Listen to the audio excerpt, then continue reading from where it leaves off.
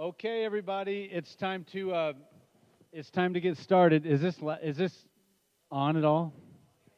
Okay.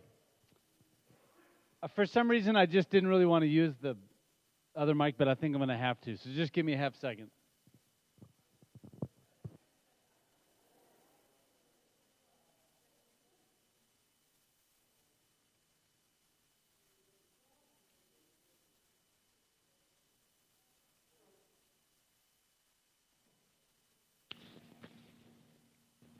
Okay, that works, doesn't it?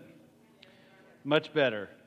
Okay, we're in 1 Samuel, and we're going to be starting in chapter 25, which is so great. We're moving along, and the key is, the hope is May 14th is our last Wednesday until we hit summer break.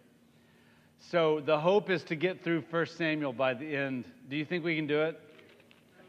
Everybody's counting chapters. Who said no? Come on. The hope is to get, in fact, we may just force ourselves to get through by the end of the semester. Okay, so we're in 1 Samuel 25. Let me just catch us up. And then this is actually a pretty long chapter that I want to get through because the story is cohesive, so there's not really a big break.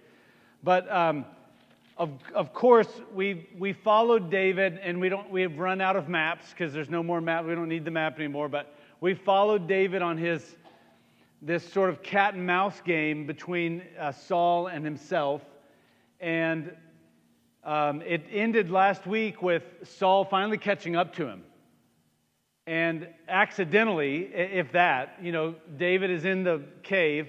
Somebody mentioned after. Was it you, Greg, about maybe it was you, Keith, about it being in a cave? Somebody afterwards brought this up to me. When you're in a cave, your pupils are not dilated, or they are dilated, whatever the term is there. I'm not an eye doctor. You can see better in the dark. And David and all of his men probably were way back in this cave. Saul comes in from the outside to use the bathroom. And you do have that aspect of it. Anyway, the point being, David has an opportunity to kill Saul, and he doesn't.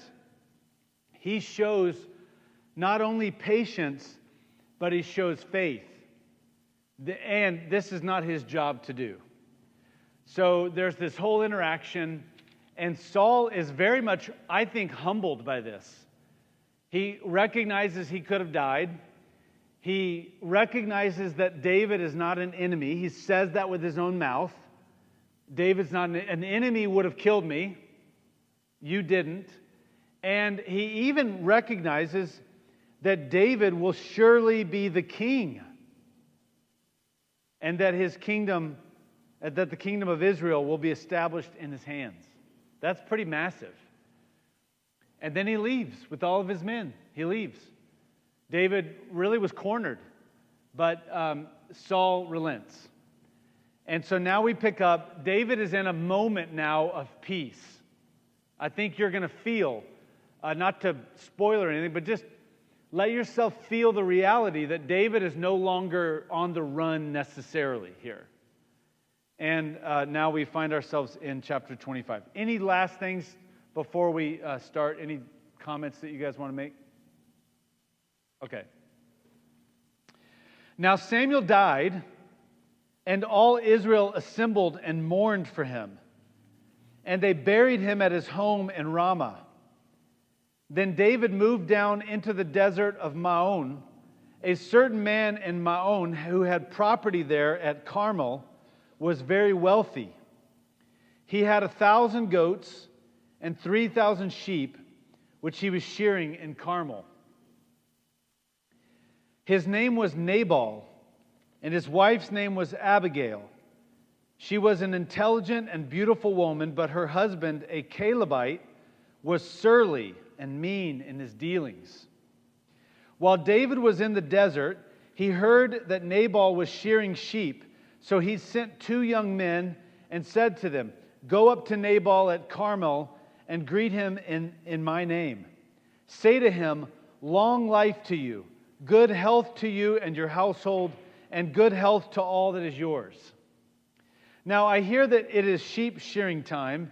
When your shepherds were with us, we did not mistreat them, and the whole time they were at Carmel, nothing of theirs was missing. Ask your own servants, and they will tell you. Therefore, be favorable toward my young men, since we come at a festive time. Please give your servants and your son David whatever you can find for them. When David's men arrived, they gave Nabal this message in David's name. Then they waited. Let's stop there and set the scene. What is it that you guys are noticing? Samuel died. Okay, Samuel died. Yeah, did we have any preparation for this? No. So all of a sudden we just find out Samuel died. Okay, what else are you guys noticing?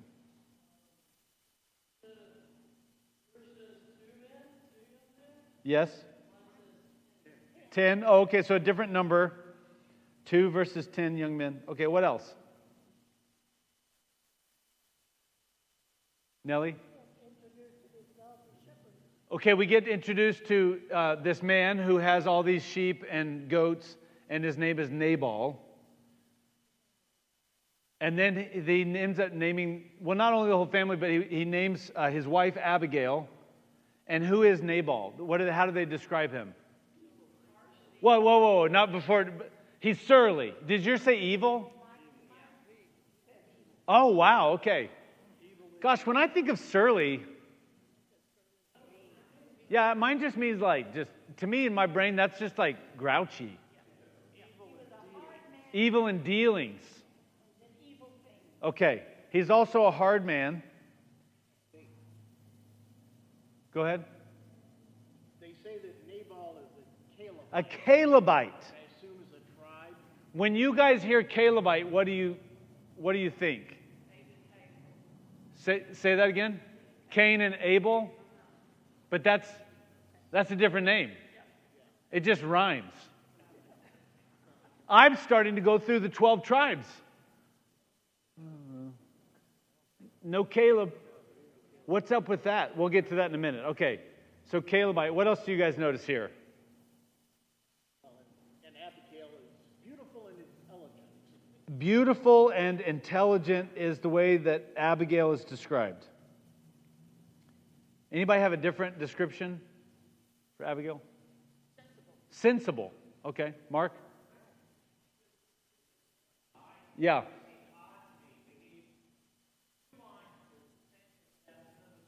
Yeah, that's a great observation.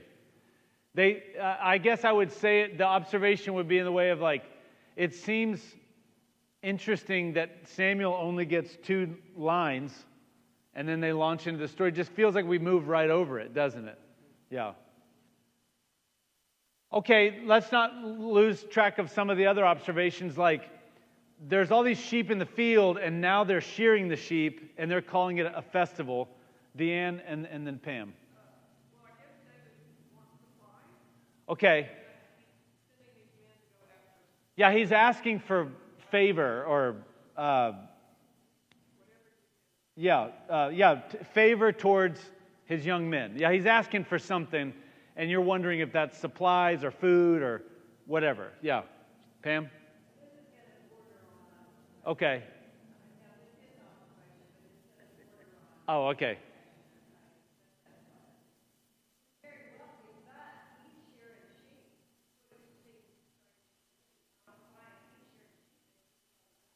Oh, okay. Well, I would assume that actually that's not him shearing sheep, but his household is shearing sheep. When someone of this wealth, it says that they are shearing sheep, but really this is what they're doing. They're watching everybody do the shearing of the sheep. Yeah. Yeah. Mark?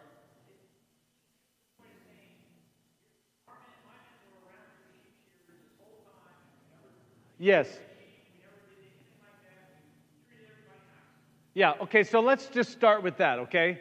David really does go out of his way to describe this, the fact that he and his 600 men have been not only kind, but they've not mistreated, they have actually protected the sheep and the shepherds of Nabal's flock.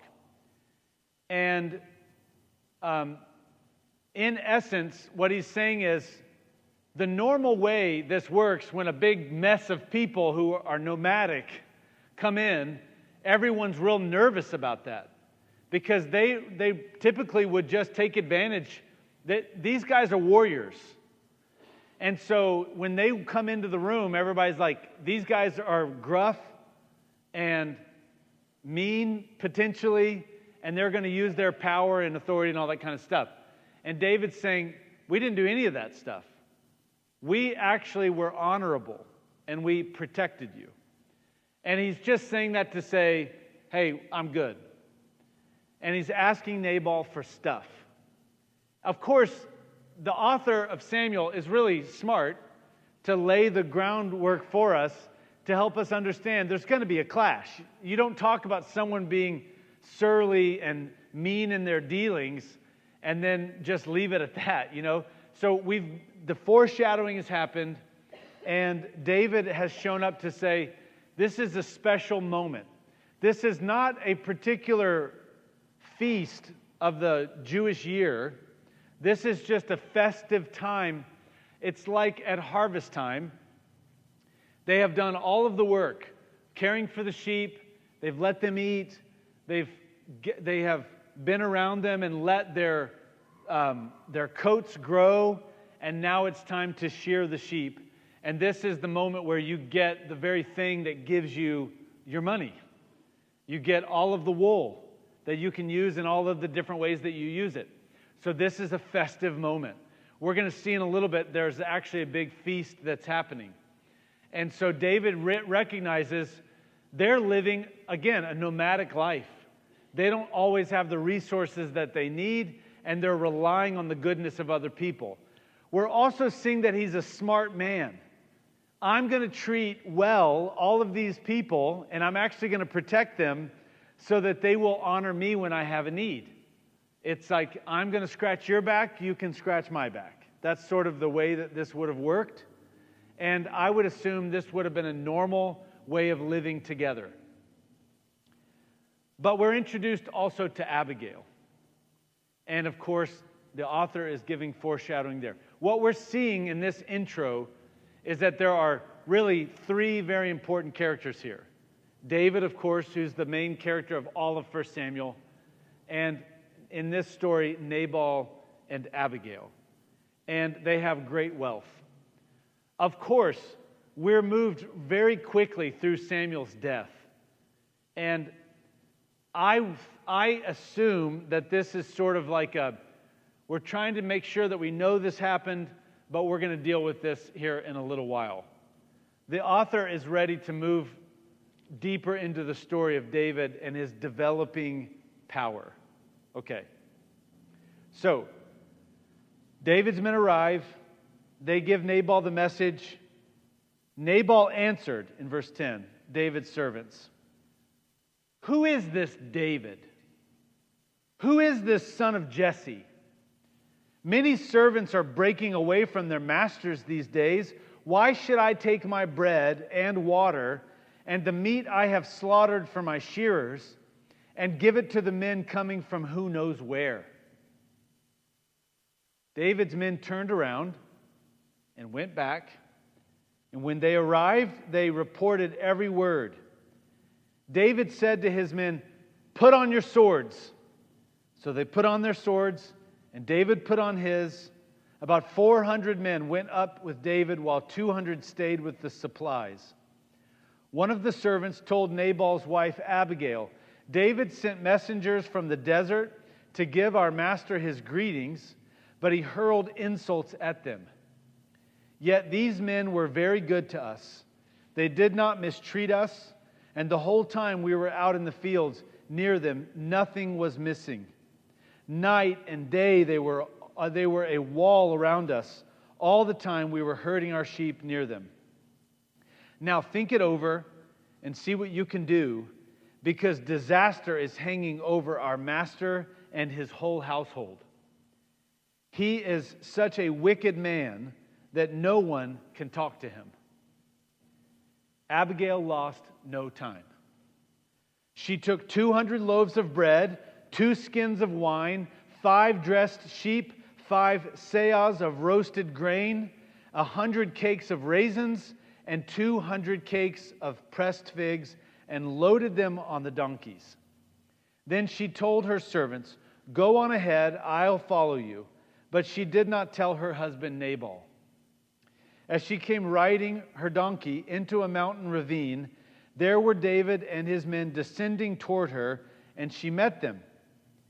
David had just said, "It's been useless, all my watching over this fellow's property in the desert, so that nothing of his was missing.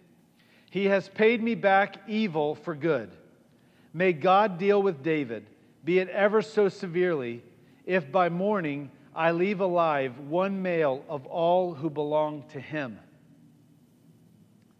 When Abigail saw David, she quickly got off of her donkey and bowed down before David with her face to the ground. She fell at his feet and said, "My Lord, let the blame be on me alone. Please let your servant speak to you. Hear what your servant has to say. May my Lord pay no attention to that wicked man Nabal. He is just like his name. His name is Fool, and folly goes before him. But as for me, your servant, I did not see the men my master sent." Let's stop there for a minute. What are you noticing in this section? David?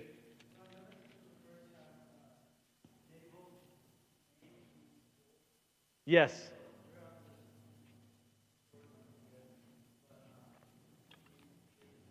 Yeah. Nabal's name is Fool, and now Abigail is just clearly stating that, isn't she? He is a fool. And we would say in the proverbial sense, meaning from the Proverbs. This is a great description of what a fool looks like. Yeah. Dave, Bo?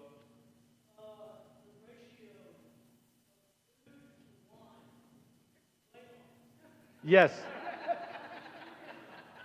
Yeah.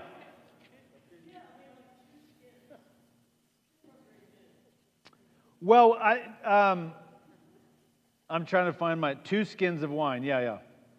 Just you would think 2 skins would be something like this. I'm wondering if skins could be varied in size. Yeah, I don't know. Yeah, a whole cow skin. Yeah, Nate.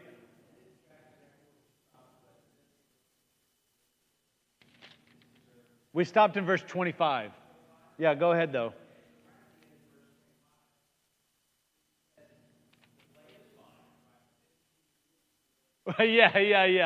Yeah. The blame is mine. It's all on me. But he's the fool. Well, we'll get to that actually, because there is a meaning to that. Not only is it just polite Middle Eastern way of talking, but there's a little bit of meaning in that. Keith? Well, as it goes from bad to worse, Abigail put that together pretty quick to put all that together and made haste and good and get it out. Yeah, Abigail, it says even she lost no time. She's moving very quickly. Let's not miss the observation that there's a servant who immediately goes to tell Abigail about it, who had witnessed this whole thing, which brings up a lot of questions for me. Like in my big fat Greek wedding, the male is the head, but the woman is the neck. She can move the head any way she likes, Is this one of those situations, Is this that kind of like, man, he did not do this. This is not going to be good for us. Yeah, Nate?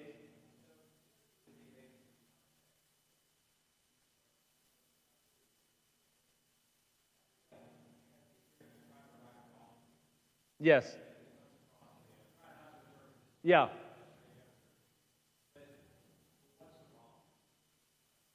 Okay, so the question is, what is the wrong that she's trying to right? Okay, we'll come to that in a moment. Gloria?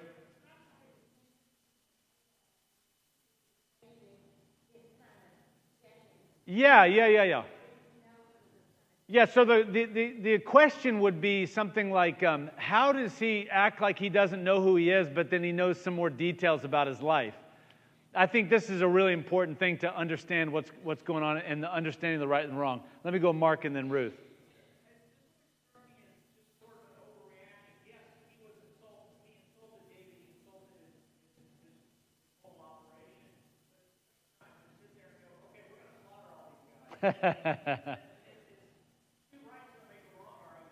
Yeah, so you're let me put your statement into an observation there. This seems like an overreaction. Is this what's going on? Yeah, we'll get into that too. Yeah, Ruth? Abigail has a lot of power in her household. Yes. Servants obey what she has. Yeah, I think it's really helpful to see the servants come to her, and do you think that Abigail made 200 loaves by herself? No, she has definitely some control over this household. And I think it's fair to say, even in observation mode, Abigail and Nabal are not on the same page. Yeah, they're not on the same page here. Let's just so we can keep moving through this. Oh, sorry, Rod, go ahead. You mentioned the two skins of wine.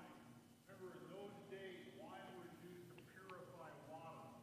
Oh, They're out in the middle of nowhere with all these sheep. They probably don't have much good, pure water. They're using the wine to purify the water for the time. so not for drinking as celebration, but for purifying water. And then the science teacher behind you shaking his head, yeah, that's exactly what it's used for. I've never heard that before in my life. Wine is used to purify water. Can you give us a little science behind that real quick? I don't even know if it's actually true, but I know that was one of the early uses. Okay, so it may not actually scientifically be true, but they thought it was at least. Yeah, okay, interesting.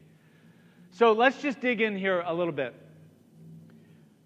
David's men show up and they bring this greeting, and what they're doing is they're bringing a kindness. You know, they're stepping in, and they're sort of speaking out of both sides of their mouth. Okay, and this is sort of the way it works. We're here, we're standing before you, a small group of people, and we're representing that guy who's been out of the field that you very well know about. And we're sort of saying with kindness, because there's only a few of us, there's a lot of us, would you mind sharing with us? It's a soft entry, if you will. If David shows up with all 600 men and says, hey, would you give us provisions? They're overwhelmed and they're scared. To me, it's the difference between the people who knock on your door, even though that rarely happens now, the people who knock on the door and they stand right in front of the door, versus now the people who knock on the door and then they step way back. Why do they do that? To not freak you out. If David moves all 600 men towards Nabal's household, they're freaked out. So he sends a couple. It's a soft entry. And what he says what he's saying is we're asking permission. Now, in saying that, he's speaking on both sides of the mouth. He's saying we would really appreciate this, but he's also suggesting, you know, we could come and take it. So it's really just a polite way of saying, give us food. Now, that feels in our culture like, good grief. I mean, why not just find your own food, or, you know, why bother them or whatever? Like, it feels just different. But this is very normal in their culture. And so David sends his men in to just say, would you please give us food? You know all about us. And the great offense, and why it's much more than just, this is not that big of a deal. You know, why not just turn your face and move on? He is questioning the authority and the character of the very man who's come and asked this. So David sends his men, they ask a question, and then Nabal's response is one of, it's like, doesn't seem like that big of a deal, but he's basically saying, who is this David? Who is this son of Jesse? Nabal knows exactly who he is. We're going to hear a little bit more detail because Abigail in the next section will share the fact that she knows who David is because she will reference a slingshot and she will reference his great might. Everybody knows who David is by now. He killed Goliath and saved the people from defeat by the Philistines. He has been on the run, and at this point, you remember, David comes into the area, and the people give him up because they're scared of Saul. Everyone knows who he is at this point.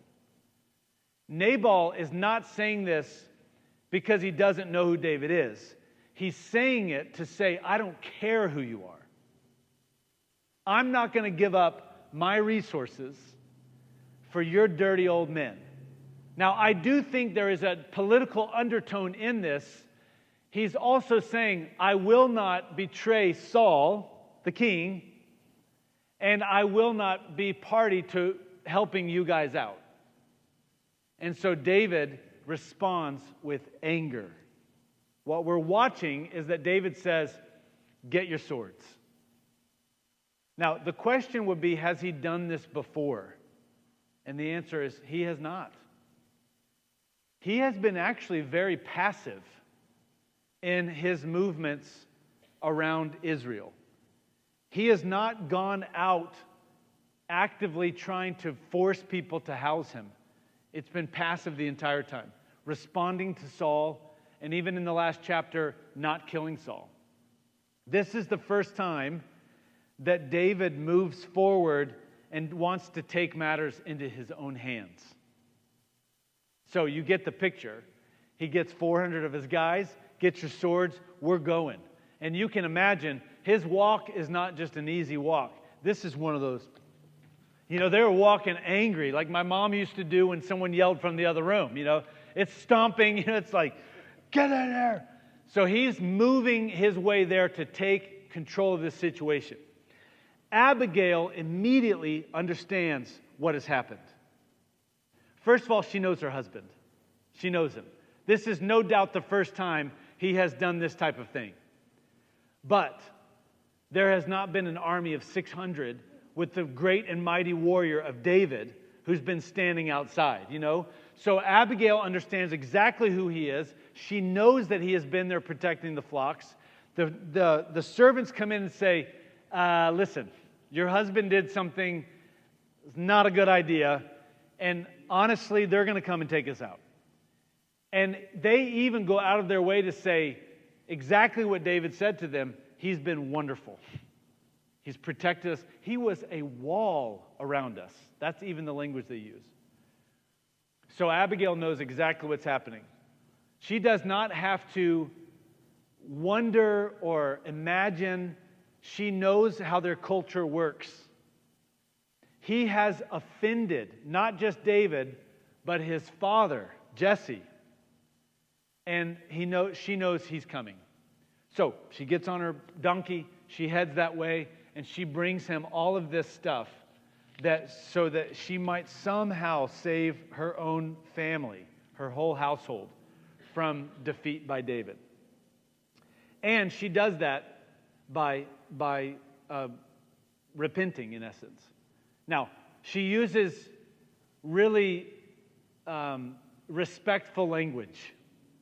Let it be on me. It's my fault. I wasn't around when you came. I would have taken care of this situation. I didn't even know they came.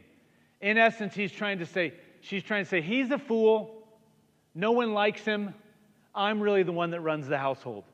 And unfortunately, I wasn't there. So please act kindly to us. And she offers him all of these things. Any thoughts about that before we move? Yep.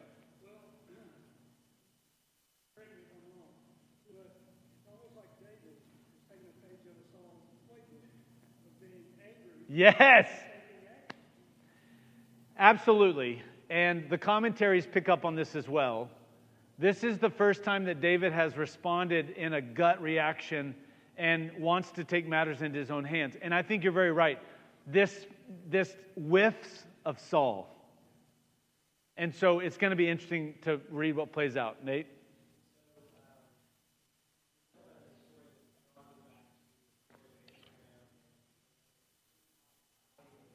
Yes. Yeah.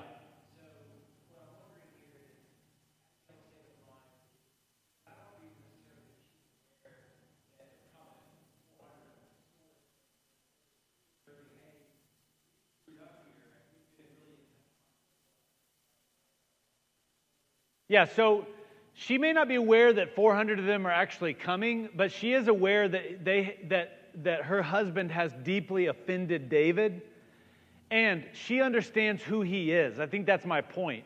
It appears that they don't really know who he is. He's this like random guy who's just been sitting out there. That is not the case. They know exactly who he is. And so she understands the level of impact this could have. And the servants also understand. So they express their own fear for the safety of their household, because these guys who have not only protected them but cared for them have now been offended. And these are not just nice guys. These are people who they have even heard the stories of how he goes up and defends the city of Keilah against the Philistines. They know he's the one who killed Goliath. They're scared because they do not want his offense to come down on their household. And so she is trying to right the wrong. Yeah. So let's pick up in verse 26. Now, since the Lord has kept you, my master, from bloodshed and from avenging yourself with your own hands, as surely as the Lord lives and as you live, may your enemies and all who intend to harm my master be like Nabal. And let this gift, which your servant has brought to my master, be given to the men who follow you. Please forgive your servant's offense, for the Lord will certainly make a lasting dynasty for my master, because he fights the Lord's battles. Let no wrongdoing be found in you as long as you live. Let me just make a note here to expedite our observations. My master is not Nabal. My master is David.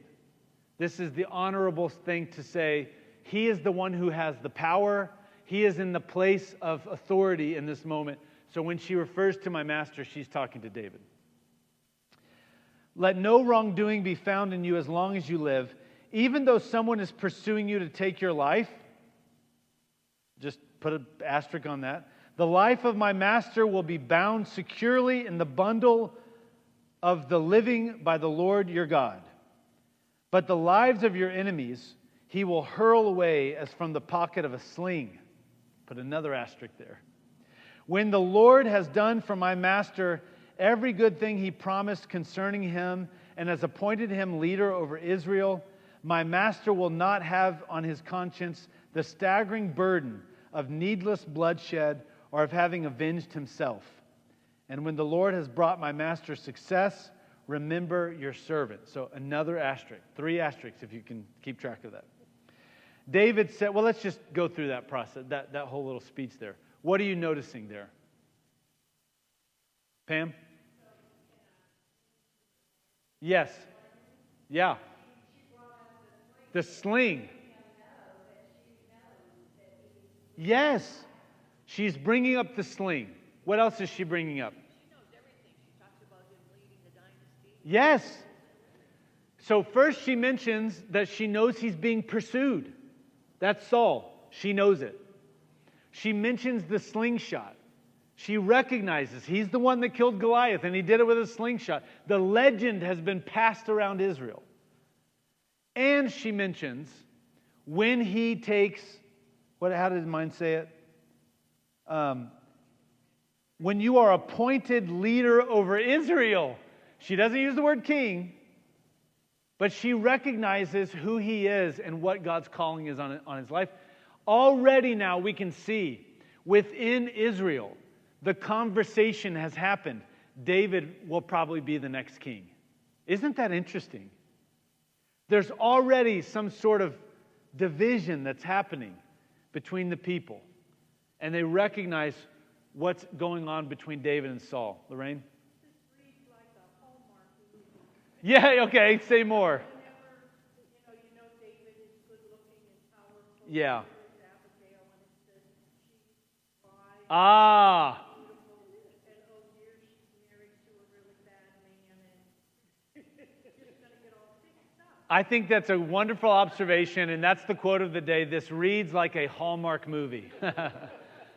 Yeah, from the very beginning, the author has made it very clear, and yet we continue watching the Hallmark movies. I can't stand them, but once they get turned on in our house, we all just sit there and watch them, Some of it's because we want to laugh at it, and some of it's because you just want to make sure that they're going to end up together, Yeah, this reads like a Hallmark movie, for sure. Deanne?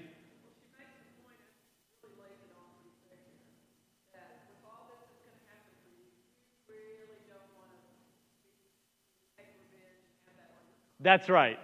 Yes, I think that's a great observation. She's laying on thick. And I wanted to just point out there in verse 26, this is how she even, she really is the neck. This is what she says. He's on his way to cause harm. Remember that, right? Now, since the Lord has kept you, my master, from bloodshed and from avenging yourself.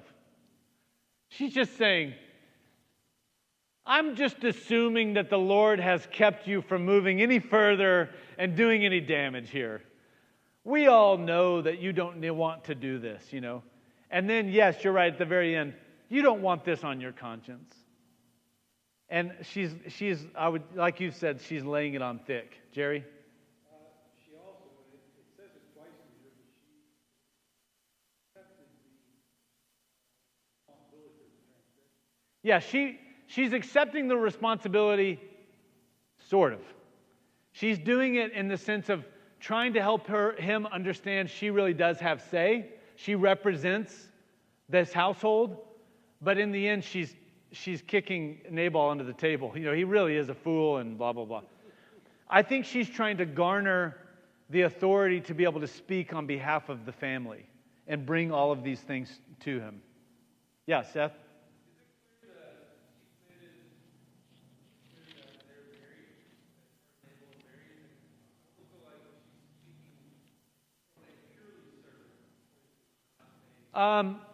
It's a good question. The author and the text itself does not make a suggestion whether she introduced herself or not. But I would make the assumption, I think it's a good assumption to make, when the matriarch of the household travels anywhere, everyone knows it's the matriarch of the household. And I think that that's exactly what she's trying to do here, is garner the authority that she needs. That's why she's taking on the responsibility. That's why she's saying, forgive me because I wasn't around. I'm really the one who runs all of this, and if I would have been there, this wouldn't have happened. That makes her offering have more standing. If a servant is making the offering, who are you? You know? Why are you sending me your servant when you yourself should be here to apologize? She's trying to get as much authority as possible. Sandra?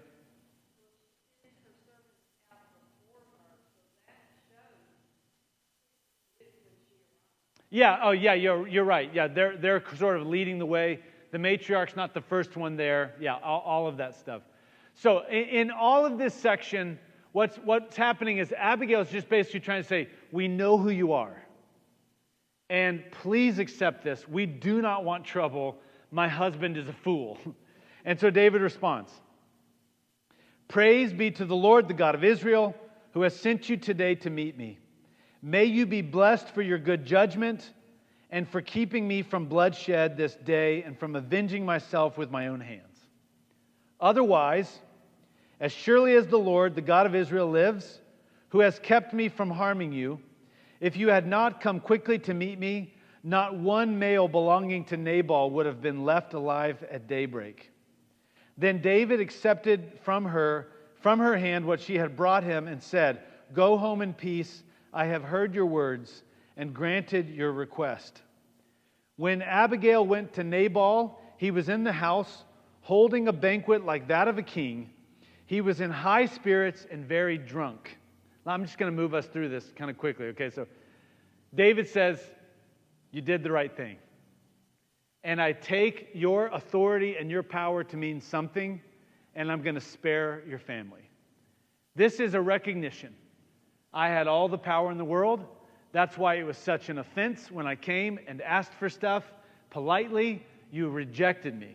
That's why this is a big offense. And you have come and done the right thing. And he's in essence saying, thank you, because I would have made a mistake. This is a moment where we're watching David in his early days of taking power, learning the lesson that Saul never learned. I cannot take matters into my own hands.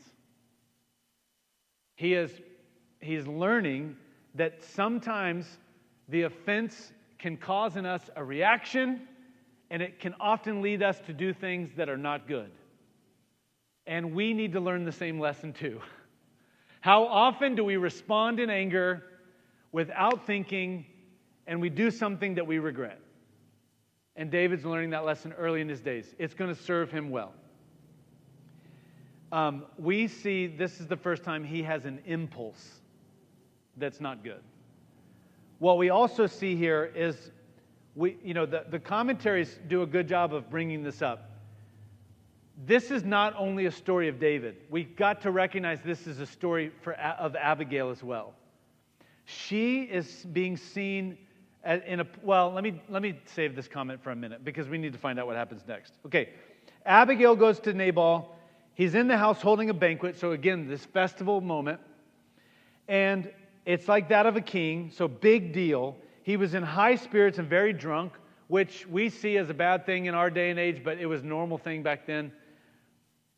So she told him nothing until daybreak.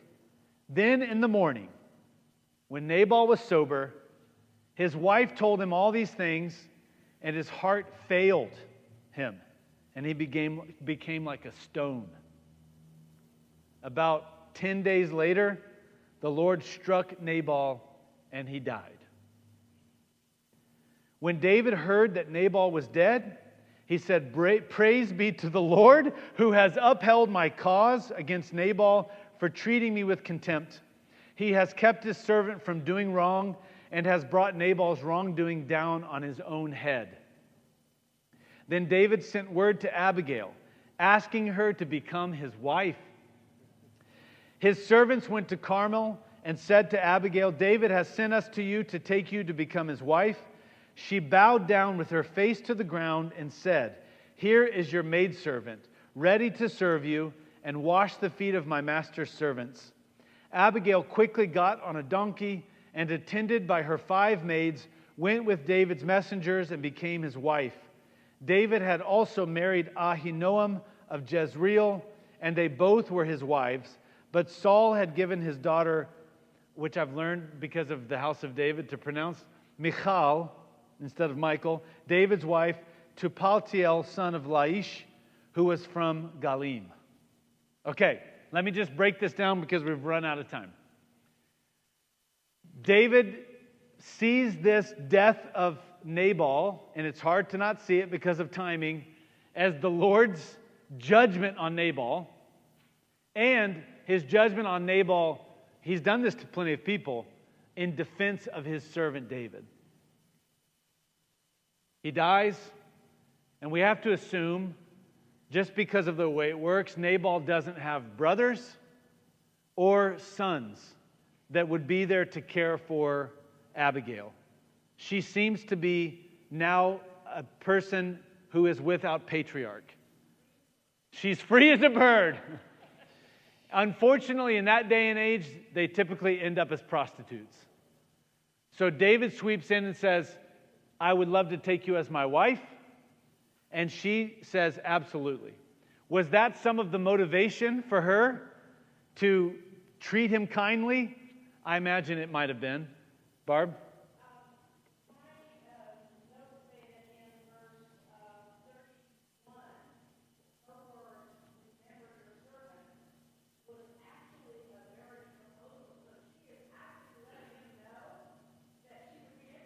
Yeah, I think that's probably exactly right. It's a what would this be?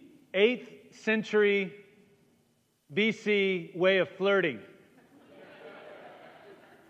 Remember me in the future. Whoa! But absolutely, this type of thing has been going on. David now brings her into his household. And then all of a sudden, quickly, boom, we find out. We remember he had married Michal. But she has been given, Michal, she has been given to Paltiel, son of Laish. Saul reneged, gave him over. But we also find out now that David has another wife whose name is Ahinoam, not to be confused with Saul's wife, whose name is Ahinoam, a different one. And he is now building his own family. That's what he's doing. He's building his family. Guess what comes with marrying Abigail? All of the sheep, all of the goats, all of the servants. What's happening here? David is building his wealth and his power. This is the develop. Now, whether he's doing it politically and on purpose, or this is God's way of doing it for him, maybe it's a little bit of both. But this is the beginning of him now gaining his power and authority, and he's moving himself into a position where he would not only be able to take the throne, but he also would bring pride to Israel because of who he has become, his wealth. We don't do this in the white church. There's a way of, I walk around here as pastor, and I should not wear the really nice suits that make you think, how much are we paying him? But in other denominations, particularly in the black church, it is an honor for the church when the pastor has the finest clothing and drives the finest car. It's the same here we don't want our king to be someone who's a pauper. We want our king to be the wealthiest of all. And David is building that momentum here with this moment. And we're seeing he's all of a sudden gained a ton of wealth. Last thing, then we're done. We didn't go back to Calebite. The Calebites would come from the family of Caleb. Caleb was one who, with Joshua, went into the land to scout it out and to observe. And he and Joshua were the only two who came back and actually said, we think we can do it. We can beat them. He would have been of the house of Judah. David is in his own home territory here. And so he's marrying someone probably from the tribe of Judah as well. So that's just a little detail there. So steam is building for David. Recognize Saul's not really in this story, is he? He's gone for right now, kind of on hold. All right, let's say a prayer and head off. We've got fajitas and really good beans that I've been smelling cooking all day. Okay. Father, we're thankful for your word and this time together. Thank you for helping us know it and understand it. And we just say we want to be like Abigail, full of wisdom, discernment, able to think ahead, honoring you in all that we do. We pray all of this in your holy name. Amen.